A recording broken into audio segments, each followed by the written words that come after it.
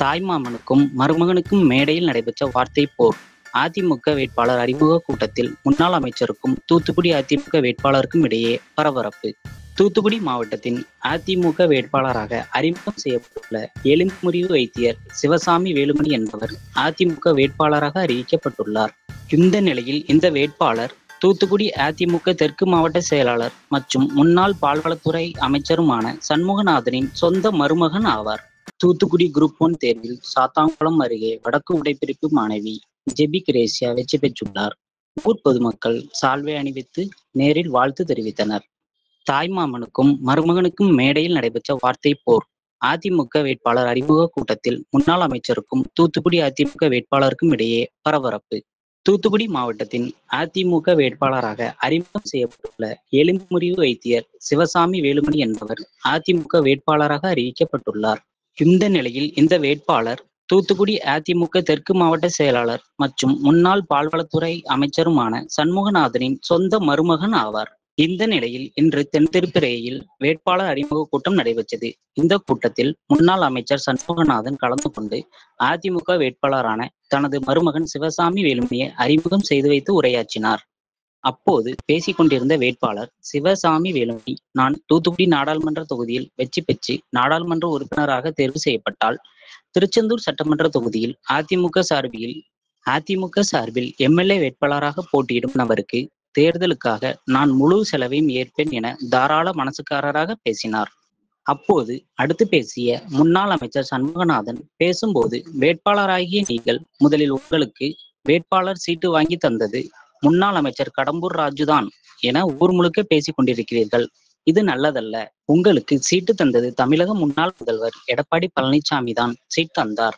நீ ஆணையை கிழிக்கவா, பூனையை கிழிக்கவா, ஆச்சை கடலில் விடவா என தேர்தலில் வெற்றி பெற்று வருவதற்கு முன்பே நடக்கப் போவதை சிந்திக்க வேண்டாம் என முன்னாள் அமைச்சர் சண்முகநாதன் தனது சொந்த மருமகனும் அதிமுக வேட்பாளருமான சிவசாமி வேலுமணியிடம் கடுப்பில் பேசினார்.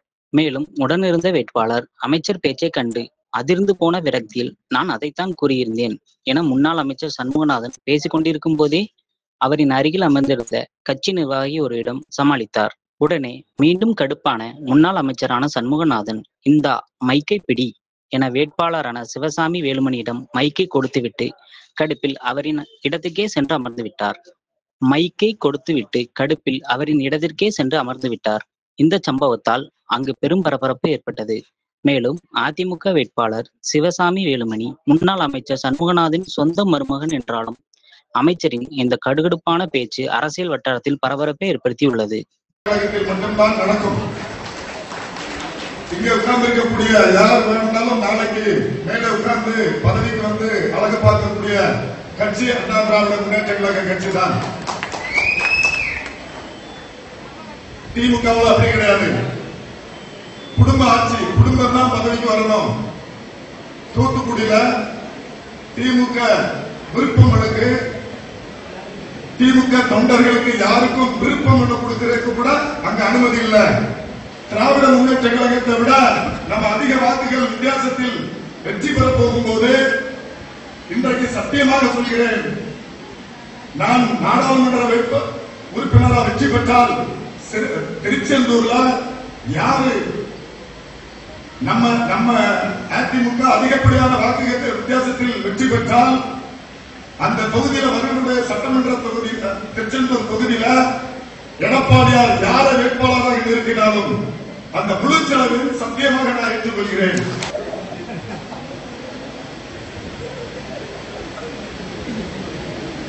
அந்த நாடாளுமன்ற உறுப்பினராக நான் வெற்றி பெற்று அந்த தொகுதியில் அதிக வாக்குகள் பெற்றால் கட்டாயமாக நான் இதை சொல்வதை செய்வேன். திராவிட முன்னேற்ற கழகத்தை சேர்ந்த கனிமொழி அவர்கள் போட்டியிடுகின்றார்கள். தூத்துக்குடி நாடாளுமன்றத்திற்கு தேவையான பற்றி பேசவே இல்லை.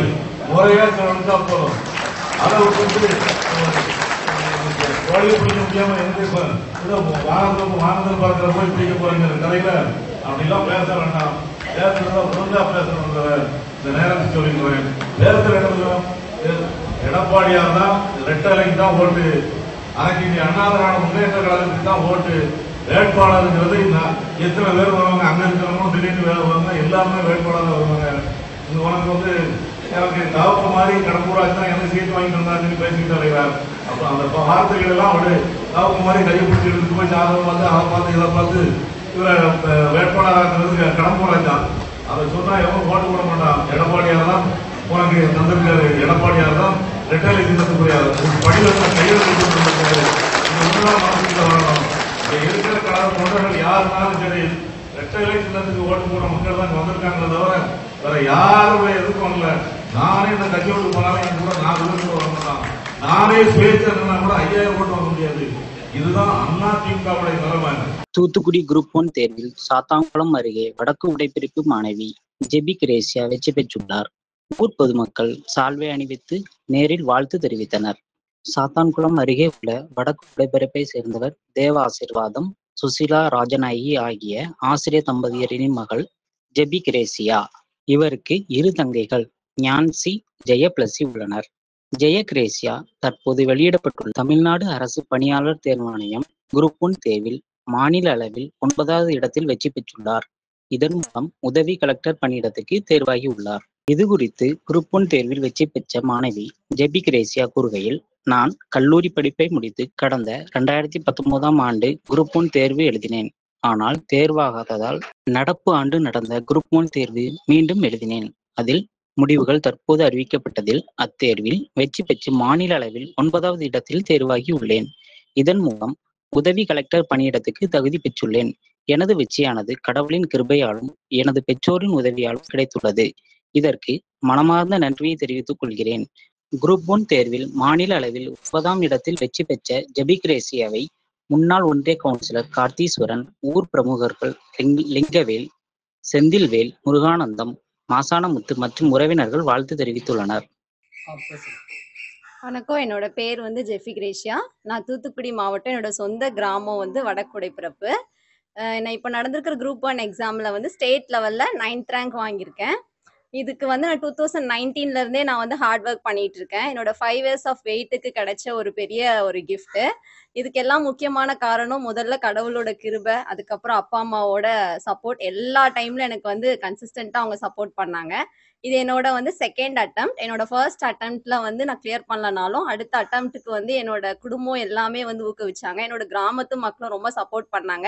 இன்னைக்கு எனக்கு எல்லாருமே வந்து பாராட்ட வந்திருக்காங்க. அவங்களுக்கு நான் ரொம்ப ரொம்ப நன்றி செலுத்துகிறேன். இன்னும் வந்து எனக்கு வந்து அவங்களுக்கு வந்து நல்லது பண்ணணும், நல்ல சேவை பண்ணணும் அப்படிங்கிற ஒரு ஊக்கத்தை எனக்கு வந்து கொடுத்துருக்காங்க. அதுக்காகவும் நான் நன்றி தெரிவிச்சுக்கிறேன். தூத்துக்குடி தொகுதியில் ஏப்ரல் 13 வரை வாக்காளர் சீட்டு வழங்கப்படும் ஆட்சியர் தகவல். இது குறித்து அவர் வெளியிட்ட செய்திக்குறிப்பில், தூத்துக்குடி பாராளுமன்ற தொகுதி தேர்தலுக்காக வாக்காளர்களுக்கு வழங்கப்படும் வாக்காளர் தகவல் சீட்டு அச்சிடும் பணியானது 28/3/2024 அன்று தொடங்கப்பட்டு 30/3/2024 அன்று அச்சிட்டு முடிக்கப்பட்டுள்ளது. மேற்கண்ட வாக்காளர் பயன்படுத்தும் சீட்டு ஆனது 1/4/2024 அன்று முதல் தூத்துக்குடி பாராளுமன்ற தொகுதிக்குட்பட்ட அனைத்து வாக்காளர்களுக்கும் 13/4/2024 தேதிக்குள் வாக்காளர் தகவல் சீட்டு ஆனது வழங்கப்பட வேண்டும் என அனைத்து வாக்குச்சாவடி நிலைய அலுவலர்களுக்கும் அறிவுறுத்தப்பட்டுள்ளது. மேலும் வாக்காளர் தகவல் சீட்டின் முன்பகுதியில் வாக்காளரின் விவரங்கள், வாக்குச்சாவடி அமைவிடம், தேர்தல் நாள் மற்றும் நேரம் மற்றும் வாக்குச்சாவடி அமைவிட வரைபடம் ஆகிய விவரங்களும், வாக்காளர் பயன்படுத்தும் சீட்டின் பின்பகுதியில் வாக்காளர் முக்கியமாக செய்யக்கூடிய மற்றும் செய்யக்கூடாத விவரங்களும் அச்சிடப்பட்டிருக்கும். மேலும் வாக்காளரின் விவரங்கள் மற்றும் வாக்குச்சாவடியினை கண்டறியும் பொருட்டு இந்திய தேர்தல் ஆணையத்தால் அறிமுகப்படுத்தப்பட்டுள்ள பூத் ஆப் என்ற கைபேசி செயலிக்கான QR கோடு குறியீடு வாக்காளர் தகவல் சீட்டில் அச்சிடப்பட்டிருக்கும். மேற்கண்ட செயலியினை பயன்படுத்தி வாக்காளர் தங்களின் விவரங்கள் மற்றும் தங்களுக்குரிய சரியான வாக்குச்சாவடி ஆகியவற்றை விரைவாக கண்டறிந்து பயன்பெறலாம். மேலும் இந்திய தேர்தல் ஆணையத்தின் அறிவுரையின்படி வாக்காளர் பட்டியலில் பெயர் பதிவு செய்யும் வழிமுறைகள், வாக்காளர் பட்டியலில் பெயரை தேடும் வழிமுறைகள், வாக்குச்சாவடியின் அமைவிடம் பற்றி அறியும் வழிமுறைகள், வாக்களிக்க செல்லும் போது எடுத்து செல்ல வேண்டிய அடையாள ஆவணங்களின் விவரங்கள், வாக்குச்சாவடிக்குள் வாக்களிப்பதற்கான வழிமுறைகள், சட்டவிரோதமான செயல்களை பற்றி புகார் அளிக்கும் வழிமுறைகள், இந்திய தேர்தல் ஆணையத்தின் வழிகாட்டி சேவை செயலிகள் குறித்த விவரங்கள் மற்றும் வீட்டிலிருந்தே வாக்களிக்கும் வசதி தபால் வாக்கு வசதி ஆகிய விவரங்கள் வழங்கப்பட்டுள்ளன என்று தெரிவித்துள்ளார்.